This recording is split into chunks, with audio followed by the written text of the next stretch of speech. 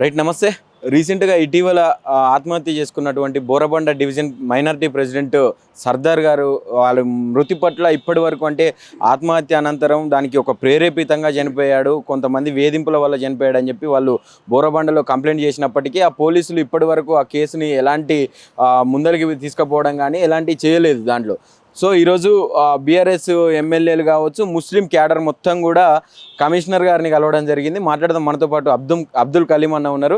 అన్న, ఏం జరిగింది అసలు ఇప్పటివరకు? అంటే ఆయన ఆత్మహత్య చేసుకున్నారు, అది మనకు కనిపించింది, దాన్ని ప్రేరేపిత హత్య అని చెప్పి చెప్తా ఉన్నారు కుటుంబ సభ్యులతో సహా. అసలు ఏం జరిగింది నిజాలు? ఇప్పుడు ఒక విషయం చాలా క్లియర్గా ఏంటంటే, వీళ్ళిద్దరు చాలా పాత మిత్రులు. ఎలక్షన్ అయిపోయిన తర్వాత కాంగ్రెస్ పార్టీ గెలిచినాక బాబా ఫసియుద్దీన్ వచ్చేసి కాంగ్రెస్లోకి వెళ్ళిపోవడం, తర్వాత సర్దార్ గారి మీద విపరీతమైన మానసిక ఒత్తిడికి గురి చేసి నువ్వు కూడా పార్టీ మారాలి అని, నేను నా పుట్టుక బీఆర్ఎస్తోనే, నా చావు బీఆర్ఎస్తోనే, నేను వేరే పార్టీ మారే ఉద్దేశం కూడా లేదని సర్దార్ కరాఖండిగా చెప్పడం. దాని తర్వాత ఆయనకున్న ఏదైతే మజల్ పవర్ ఉందో దాన్ని ఉపయోగిస్తూ ఆ ఇల్లు, ఆయన కట్టుకున్న ఇల్లు ఇల్లీగల్ అని చెప్తూ, అక్కడ పక్కనున్న కూడా ఈ ఒక్క ఇల్లు కాదు మిగతా 5 కూడా నేను కూల్చడం జరిగిందని చెప్పి జిహెచ్ఎంసీతో చెప్పించడం చూస్తే మిగతా 5 కూడా బీఆర్ఎస్ క్యాడర్దే. సో ఆ ఇల్లు కూల్చడం చేపించేసి, ఈయన సర్దార్ గారిది ఒక మెడికల్ షాప్ కూడా ఉంది, అక్కడ కూడా ఆయన ఏదో డ్రగ్స్ అమ్ముతున్నాడు, ఎక్స్పైరీ డేట్ సంబంధించిన మెడిసిన్స్ అమ్ముతున్నాడు అని చెప్పేసి అక్కడ కూడా గిరాకీ రాకుండా చేయడం. చిన్న చిత్తుకు ఏదైతే రియల్ ఎస్టేట్ చేసుకుంటాడో సర్దారు, అది ఎక్కడ కూడా నమ్మకదగ్గ బిజినెస్ కాదని చెప్పి ఆ బిజినెస్లో కూడా వేలు పెట్టి సర్దార్ని ఆర్థికంగా మానసికంగా కంప్లీట్గా ఆయనని మొత్తం బ్రెయిన్ వాష్ చేసేసి ఆయనకి ఎక్కడ కూడా ఒక సాటిస్ఫాక్షన్ లైఫ్లో లేకుండా మన ఏది దీని వైపు ఆత్మహత్య వైపు ఆయనను కొద్దిగా ప్రేరేపించడం, అక్కడికి చాలాసార్లు కూడా ఫ్యామిలీ కూడా చెప్పడం జరిగింది. ఇవన్నీ మనకు వద్దు, ఓకే కొద్దిగా నిమ్మలంగా పనిచేద్దాం, తర్వాత మనం ఎట్లాంటి స్టెప్ కూడా తీసుకునే ముందు కూడా మనకి ఇబ్బంది లేదు, మనం బీఆర్ఎస్ పార్టీలోనే ఉంటాం కాబట్టి మనం కాంగ్రెస్లో మారొద్దు అని చెప్పేసి అదే డెసిషన్ మీద ఉండడంతోనే దాన్ని ఆయన జీర్ణించుకోలేక బాబా ఫసియుద్దీన్ అనుచరులు విపరీతమైన మానసిక ఒత్తిడి గురి చేస్తే దానికి బాగా ప్రేరితమై ఆయన ఆత్మహత్య చేసుకోవడం జరిగింది. తదనంతరం ఏదైతే పరిణామాలు ఉన్నాయో ఆ కేసుకు సంబంధించి పురోగతి రావాలో ఆ స్థాయిలో రాలేదు. జరిగింది ఏంటంటే, బోరబండ పోలీస్ స్టేషన్లో సర్దార్ ఫోన్ ఇవ్వడం జరిగింది. దానికి సంబంధించి ఇన్వెస్టిగేషన్ ఎంతవరకు వచ్చిందని చెప్పేసి నేను వెళ్ళి కనుక్కోవడం జరిగింది. అక్కడ ఎక్కడ కూడా మాకు కరెక్ట్ అయిన జవాబు రాలేదు. మేము FSL ఫోరెన్సిక్స్ ల్యాబ్కి పంపించాం, ఫోను ఇన్వెస్టిగేషన్ జరుగుతుంది, నెల రోజులు అయింది చనిపోయి, ఇప్పటి వరకు కూడా జరుగుతుంది అంటే చాలా క్లియర్గా ఇక్కడ సపోర్ట్ లేదని ఒక విషయం అర్థమైంది. సో ఈరోజు గౌరవ ఎమ్మెల్సీ దాసోజు శ్రవణన్న గారి నేతృత్వంలో ఎమ్మెల్యేలు మూటా గోపాల్ గారు, ఎమ్మెల్యేలు మన ఎమ్మెల్సీ పోచంపల్లి శ్రీనివాసరెడ్డి గారు, మరో ఎమ్మెల్యే అంబర్పేట ఎమ్మెల్యే కాలేరు వెంకటేష్ అన్న గారు మరియు గెలుసీన్ అన్న గారు అందరం కలిసి మిగతా మైనారిటీ వర్గానికి సంబంధించిన నాయకులు అందరూ, సర్దార్ కుటుంబ సభ్యులు ఈరోజు హైదరాబాద్ కమిషనర్ సివి ఆనంద్ గారికి ఒక వినతి పత్రం ఇవ్వడం జరిగింది. ఈ కేసుని చాలా వేగంగా దీన్ని దర్యాప్తు చేసి దీన్ని కఠినమైన శిక్ష బాబా ఫసియుద్దీన్ విధించాలని చెప్పేసి స్పీడ్గా దీనికి కావాల్సిన ఏదైతే ఇన్వెస్టిగేషన్ ప్రాసెస్ ఉందో కంప్లీట్ చేయాలని చెప్పి ఈరోజు ఇన్వెస్టిగేషన్ సంబంధించిన రిక్విజిషన్ ఒక వినతి పత్రం ఇవ్వడం జరిగింది. అయితే ఏం ఆధారాలు ఉన్నాయన్న? అంటే వాళ్ళు ఖచ్చితంగా ప్రేరేపించారని మీకెందుకు అనుమానాలు వచ్చినాయి? ఎందుకు ఫోను ఫారెన్సిక్ ల్యాబ్ అంటే పోలీస్ స్టేషన్లో ఇవ్వడం జరిగింది? అంటే ముందు నుంచే జరుగుతుండేనా ఇవన్నీ వాళ్ళకు? ఇది చాలా పాత టైం నుంచి జరుగుతుంది. ఎప్పుడైతే కాంగ్రెస్ మళ్ళీ ప్రభుత్వంలోకి వచ్చిందో దాని తర్వాత ఈయన పార్టీ మారిపోవడం బాబా ఫసియుద్దీన్, తర్వాత ఈయన పాత మిత్రుడు, అసలు బోరబండల బాబా ఫసియుద్దీన్ ఎవడు నమ్ముతాడు, ఎవడు గుర్తుపడతాడు? ఈ సర్దార్ చేయబట్టి ఆయనకు అక్కడ రికగ్నిషన్ వచ్చింది. అట్లాంటిది ఆయన మీద విపరీతమైన ఒత్తిడి గురి చేయడం, నువ్వు ఈ పార్టీలోకి వచ్చేయండి, ఎంత చెప్పినా రావట్లేదని చెప్పేసి ఈయన ఫోన్ నుంచి కాకుండా వేరే ఫోన్ల నుంచి, వాళ్ళ PA ఫోన్ల నుంచి, మిగతా మిత్రుల ఫోన్ల నుంచి సర్దార్ని బ్లాక్మెయిల్ చేయడం, మళ్ళీ సర్దార్ తల్లితో ఫోన్లో మాట్లాడడం, వచ్చేయమని చెప్పడం అని చెప్పేసి అదన్నీ చేయించిన తర్వాత ఈయన ఎట్టి పరిస్థితుల్లో పార్టీ మారకపోయేసరికి మిగతా బిజినెస్లలో ఆయన ఏలు పెట్టి ఆయన ఇంటి కూడా నడవడం పరిస్థితిని అత్యంత దారుణమైన స్థితిలో ఆర్థిక పరిస్థితులను తీసుకొచ్చి ఆయనకి ఇంకా వేరే దారి లేకుండా ఆయనే ఆ ఇంట్లో చెప్పుకోలేక బయట ఆయన ఫేస్ చేయలేక అత్యంత దారుణమైన డెసిషన్ తీసుకొని ఆయన ఆత్మహత్య చేసుకోవడం జరిగింది. ఇది చాలా క్లియర్గా బాబా ఫసియుద్దీన్ ప్రేరేపిత. సో ఇప్పటికి కూడా పోలీసులు అక్కడ 1 month అయినా కూడా సర్దార్ కుటుంబానికి సంబంధించిన ఇన్వెస్టిగేషన్స్, విట్నెస్ రికార్డింగ్స్ జరుగుతున్నాయి, కానీ అక్కడ దానికి కారణమైన ఆత్మహత్యకి ప్రేరణ అందించిన ఈయన బాబా ఫస్యుద్దీన్ ఒకసారి కూడా నోటీస్ సర్వ్ చేయకపోవడం ఏంటి? సో మీరు ఏ వైపున పోతుంది ఇన్వెస్టిగేషన్ అని మాకు చాలా పెద్ద అనుమానం కలిగింది. అంటే ప్రభుత్వం ఉందంటున్నారా ఇండైరెక్ట్ గా మీరు ఇది కేసు వెనక? చాలా క్లియర్గా ఇప్పుడు 100 మంది పోలీసులు వచ్చి ఆ పెంట్ హౌస్ని ఆ ఇల్లుని కూలగొట్టడం ఏంది? పోలీసులు ఎందుకు ఉంటారు అందులో? పోలీసులు ఎందుకు? చాలా మంది పోలీసులు వచ్చి కూల్చారు. నెల అయిపోయింది ఆయన చనిపోయి, ఇప్పటి వరకు కూడా ఎక్కడ గొంగలు అక్కడే అన్నట్టు కూడా పరిస్థితి అలాగే ఉంది. ఇప్పటికీ కేసులో పురోగతి లేదు. సో మాకు చాలా పెద్ద అనుమానాలు ఉన్నాయి, ఈ కేసుని పక్కదో పట్టిస్తున్నారు అని చెప్పేసి. సో అందులో భాగంగానే ఈరోజు ఆ కేసు వేగవంతంగా పూర్తి చేయాలని చెప్పేసి సిపి గారికి మేము రిప్రజెంటేషన్ ఇవ్వడం జరిగింది. ఎందుకు జరుగుతున్నాయన్న కాంగ్రెస్ వచ్చిన తర్వాత ఈ అల్లర్లు కావచ్చు, ఇటు ఒక పార్టీ మారకుంటే ఆ చనిపోయే విధంగా ప్రేరేపితం చేయడం కావచ్చు, అంటే డిస్టర్బ్ చేయడం కావచ్చు, లాండ్ ఆర్డర్ ఎక్కడ పోతా ఉన్నా తెలంగాణలో ప్రజెంట్ ఎట్లా ఉన్నది లాండ్ ఆర్డర్ సిచ్యువేషన్ గతంలో పోల్చుకుంటే ఇప్పుడు?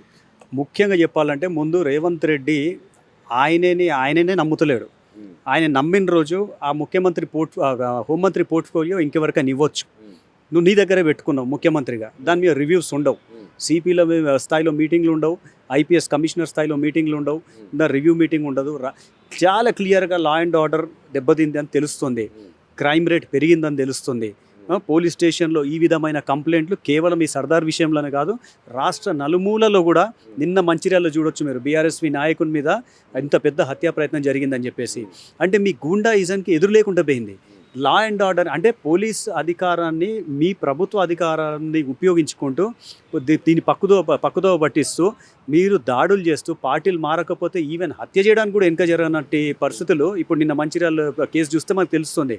దీన్ని బట్టి అర్థమైంది ఏంటంటే ఏది జరిగినా కూడా మనం పట్టించుకునేది లేదు, మనం ప్రభుత్వం నడిపేది లేదు. నేను ముఖ్యమంత్రిని, నేను మోనార్క్ అన్న లెవెల్లో ఆయన నడిపిస్తున్నాడు తప్పించి, మీరు ఒక బాధ్యత గల ముఖ్యమంత్రి ఉన్నప్పుడు పౌరుల మీద, ప్రతిపక్ష పార్టీ నాయకుల మీద, కార్యకర్తల మీద హత్యా ప్రయత్నాలు జరుగుతున్నాయని ఒకటి కాదు, రెండు కాదు, 10ల సంఖ్యలో కేసు వచ్చినాయి.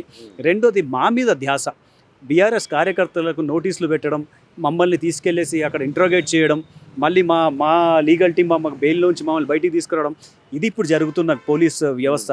ఎందుకంత ఆతృత? బీఆర్ఎస్ క్యాడర్ ఎక్కడ పారిపోలేదు కదా, బీఆర్ఎస్ క్యాడర్ ప్రశ్నిస్తుంది.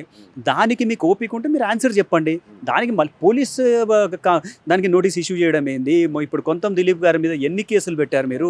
రాష్ట్రం మొత్తం తిప్పుతున్నారు. ఆయన ఏమన్నా టెర్రరిస్టా? ఆయన ఏమన్నా యాంటీ సోషల్ ఎలిమెంటా? కాదు కదా.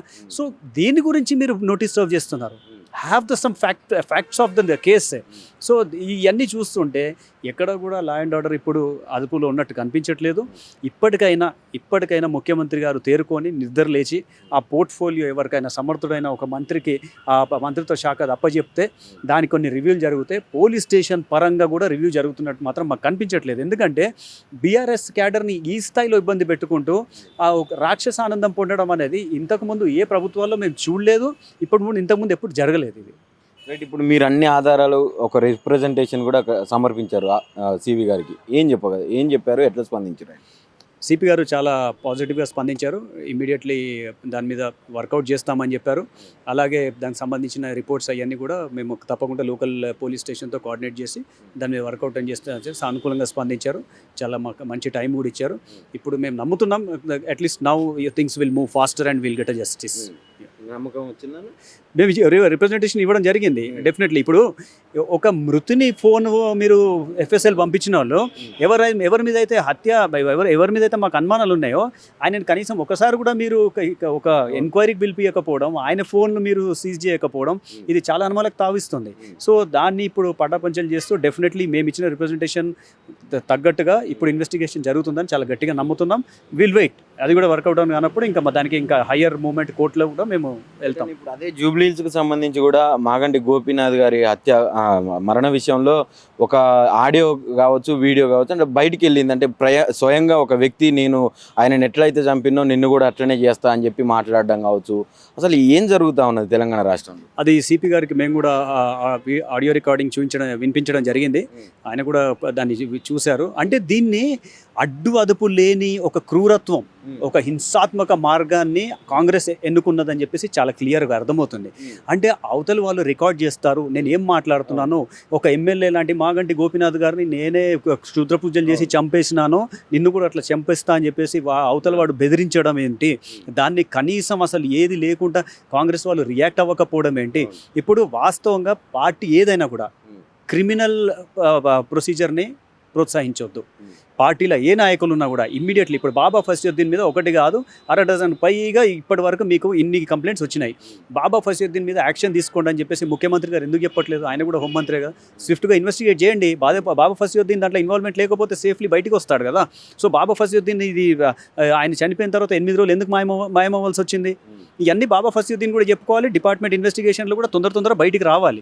సో ఇప్పుడు ఈ ఆడియో విజువల్ చూసిన తర్వాత ఈ స్థాయిలో అంటే ఆయన నేనే గోపీనాథ్ని చంపేసిన, ఒక ఎమ్మెల్యేని నేను చంపేసిన క్షుద్ర పూజలు అని చెప్పే స్థాయికి వచ్చిందంటే రాష్ట్రము మన లా అండ్ ఆర్డర్ సిచ్యువేషన్ ఎంత భయంకర పరిస్థితిలో పోయిందో మనం అర్థం చేసుకోండి. అంటే ఒక ఎమ్మెల్యే పేరు చెప్పి నేను చంపేసిన అంటే ఒక సామాన్యుని పరిస్థితి ఏందో మనం అర్థం చేసుకోవచ్చు.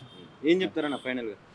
లేదు, ఇప్పుడు సిపి గారికి రిప్రజెంటేషన్ ఇచ్చాం, అది కరెక్ట్గా ఇన్వెస్టిగేట్ అయ్యి దానికి తగ్గట్టుగా ఎవరైతే దీనికి బాధ్యులవుతారో వాళ్ళకి చాలా కఠినంగా శిక్ష పడాలని చెప్పి మేము కోరుకుంటున్నాం. చిన్న పిల్లలు ఉన్నారు, వాళ్ళకు తగు న్యాయం జరగాలి. అలాగే ఇప్పటికైనా కొద్దిగా సిగ్గు శరం ఉంటే ఒకసారి ఎవరినైనా వేరే వాళ్ళకి పోర్ట్ఫోలియో అందించి ఒక ఫుల్ టైం హోంమంత్రిని కూడా పెట్టేసి దానికి రెగ్యులర్గా రివ్యూ మీటింగ్స్ పెట్టుకుంటూ జోనల్ వైజ్గా ఈ క్రైమ్ రేట్స్ ఇట్టి దాని మీద హత్యలు జరుగుతున్నాయి.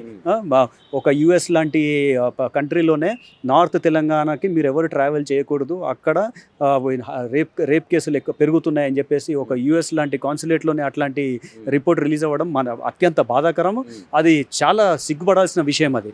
సో ఇలాంటి జరగకుండా మిగతా పార్టీల వాళ్ళ మీద కేసులు వేసేసి వాళ్ళని నోటీసులు సర్వ్ చేసి వాళ్ళని ఇంట్రాగేషన్ అని పిలిపించి 10 గంటలు కూర్చోబెట్టడం మానేసి పరిస్థితులకు తగ్గట్టుగా ఏం జరుగుతుంది స్టేట్లో లా అండ్ ఆర్డర్ సిచ్యువేషన్ని కంట్రోల్గా పెట్టుకుంటారని చెప్పి ఇప్పటికే ఆశిస్తున్నాం.